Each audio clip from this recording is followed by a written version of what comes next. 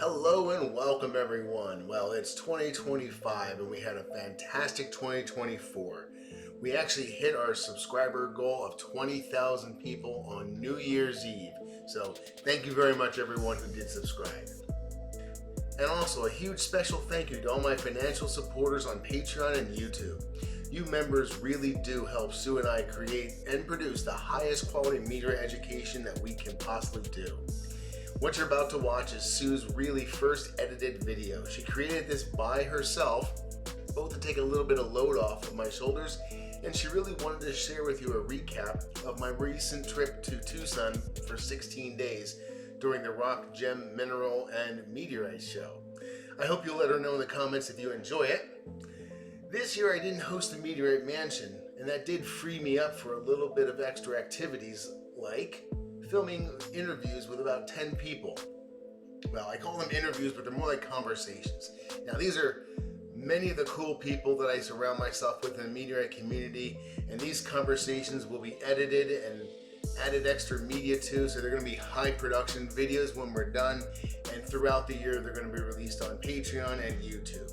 So I encourage you to, as they say, hit the like and subscribe button, turn on the bell for notifications, that way you know when new videos are released. And please become a member and support us financially on Patreon, where you'll get behind the scenes videos and a bunch of extra videos that we don't feel like editing and putting up on YouTube. Thanks a lot, guys. Enjoy the show. All right, look at this top shelf. That is the Tibet Palisite, followed by Krasnojar skeletal, then a 200-gram Albin from Wyoming, followed by Escal. Wow. Chris, which one do you want? He wants the Escal? You know what? I'll let you have it. I'll take the Tibet. Pay up front. Small scale cube. Oh, yeah. You need a scale cube, guys. In case you need to tell how big your hand is. I gotsta.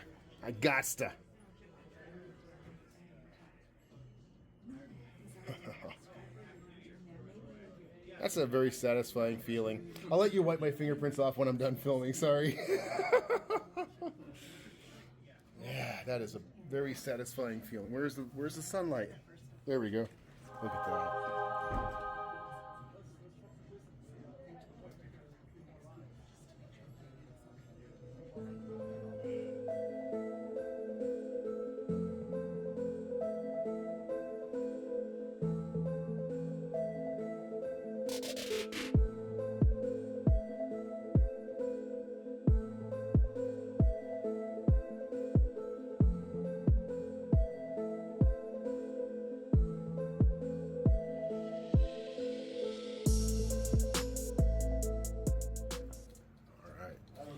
Now we're stepping into the Mars zone.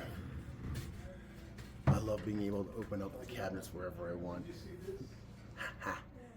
Topher, you work so hard under duress with your medical conditions and another job and a lot of other responsibilities, and you just keep doing this without any want or anything in return. Yeah. And It's kind of like you with the horses. You put your all into it. That. Yeah, but I really appreciate Thank you. Ooh, this is the Dunite right here. NWA 16128.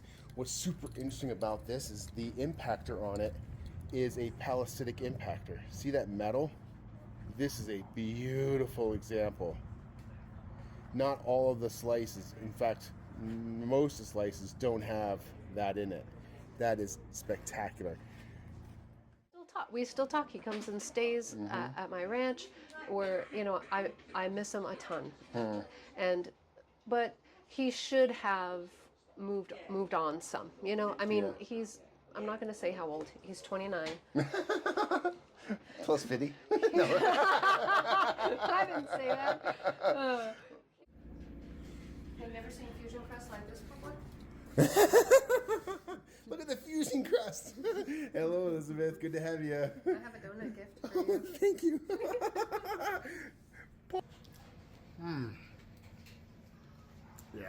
Now I have energy. The rest of them? I'm There is sorry. so many freaking cool things in here. Thank Yeah, you. I would keep this behind glass as well. That is. I could spin it for you. You want to take this? Oh, we're going for a spin. No.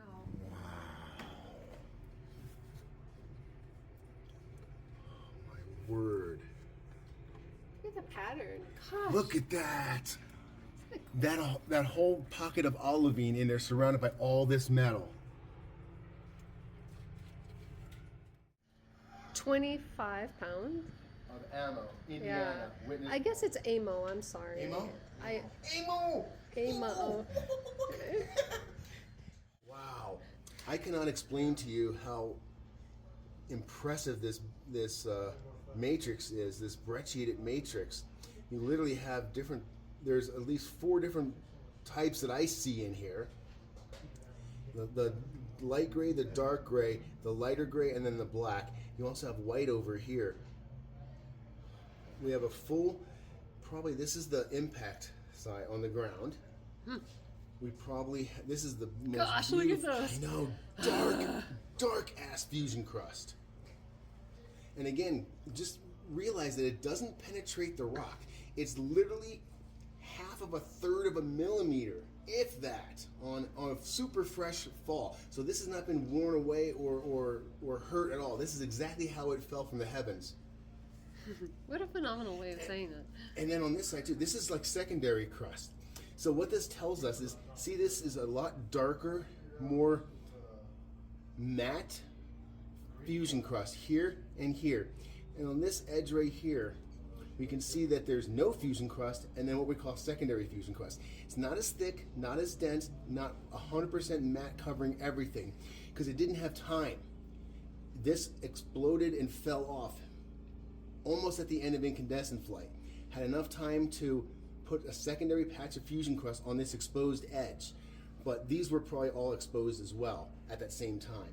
I call it medium rare versus well done. This is so impressive. I'm so glad you shared this with me. Oh, I'm glad. Yeah, because I've never held this before. This is my first time. I don't know how I lucked into this life, but I'm able to come here to a world-class dealer and hold the main masses of Great Salt Lake, Utah fall, and then La Posa Plain in Arizona. That's the main mass. I don't know if this is, but That's the main mass. beautiful example. I'm out of breath. I'm actually holding this out of breath right now.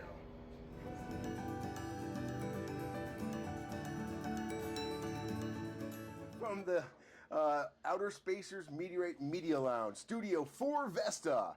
I like the, yeah, it's a whole thing now, man. It's getting longer and longer. Right. This is Craig Zleeman of Minnesota Meteorites, owner of Minnesota Meteorites. We were going to do a show, but now we're just going to do the introduction. Yeah, we're just going to introduce you. 15 minutes is up. Have a good day. Thanks for coming in, buddy. Yeah. I just want to go on record as saying you and I are the 2 best looking men in meteorites. Oh, by far. you know, some facts are indisputable, Topher.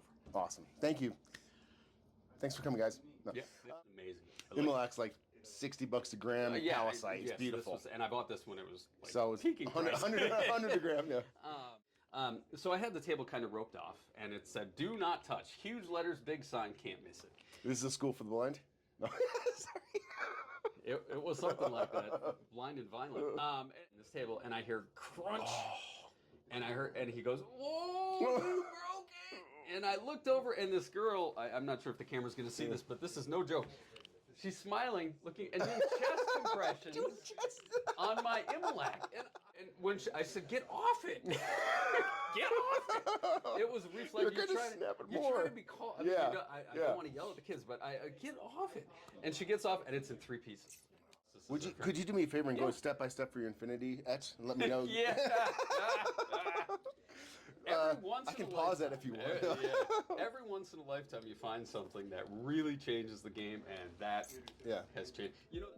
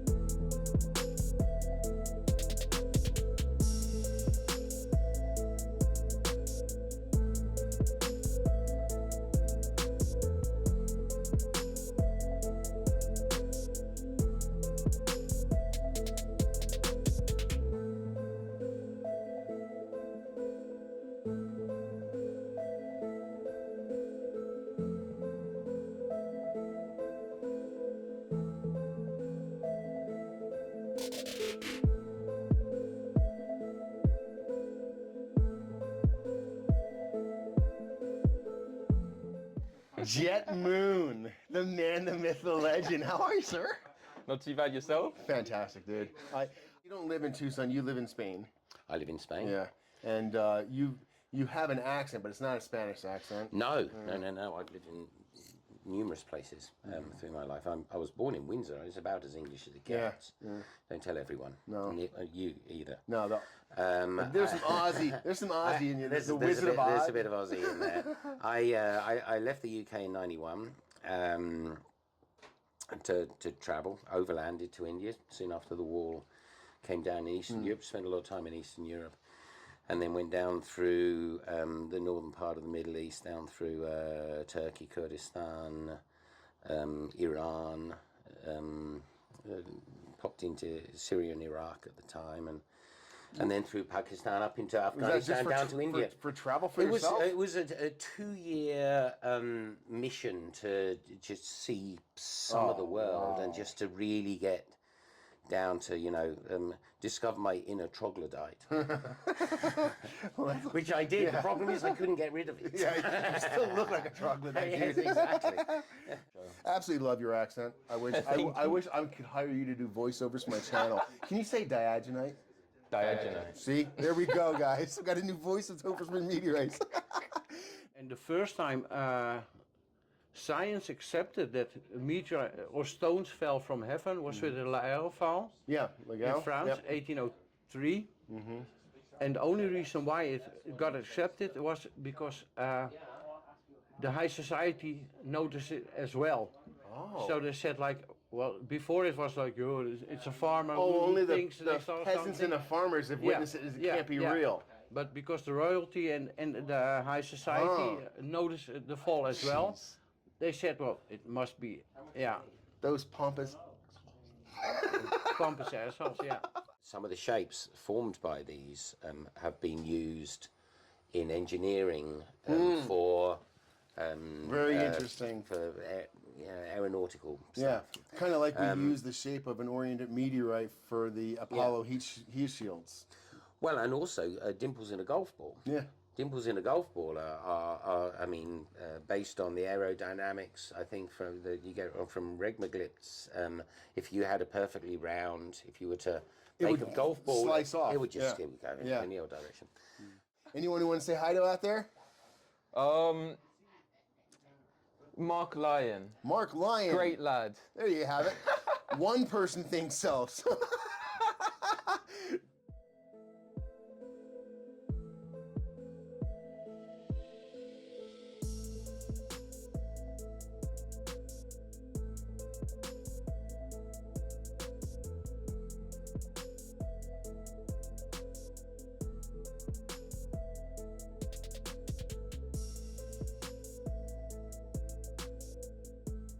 Studio 4 Vesta in the Outerspacer Meteorite Media Lounge. We're in space. Yeah. And I knew I spoke Spanish, and Costa Rica they speak Spanish in Costa Rica, so I was like, I have to go. Wow. And I went, and it was a life-changing experience. Really? So that's just history. I started collecting meteorites obsessively. I quit my job. I started hunting meteorites. I've had a few successes quit your here job and there. And are doing meteorites as a living now. As a living. Yeah. There's not a whole lot of people on this planet that are doing that. It's a passion, man. Yeah, It's honestly, it is. That's why you're on welfare. No, I'm I decided. You joke around here. I decided that I was going to edit out all my laughs. Okay. From all these videos. Yeah. And put them together into one 5-minute. Just stroke. like a laugh reel for that's nice. I found a piece on December 13th. Did you really? Did you really? Yeah. I didn't know that. Which is a Friday. And Congratulations. I'm not superstitious. But I'm hey. a little stitious. So Right. I woke up thinking. Not superstitious. I woke up thinking I shouldn't even go out today. It's Friday the 13th. That's gonna be bad luck. And 15 minutes out, I found a little 4.5 gram. I put it there for you, dude. Yeah. Okay. All right. Congrats, man. That's From awesome. Topher. That's awesome, dude. Thank you. From getting off work to going home to watching it on your channel to being halfway across the world with one of those guys, finding at that point the main mass of this observed witness wall. It's unreal. We're curators, and the hope is that eventually these pieces end up in a museum. None of us are going to live forever, so eventually, hopefully, all this stuff ends up in museums, and it's really cool to think that our names, the people that curated and cared for these things now, is going to be memorialized in these university vaults. Yeah. Like, And you're actually for science for generations and stuff. Topher, I also want to give you props, right? Because the Knowledge Bolide, you do the absolute most when it comes to education and educating the general public. Yeah. You bring good content, and yeah, you put these things together, and it's just you do a lot. Man. I appreciate that.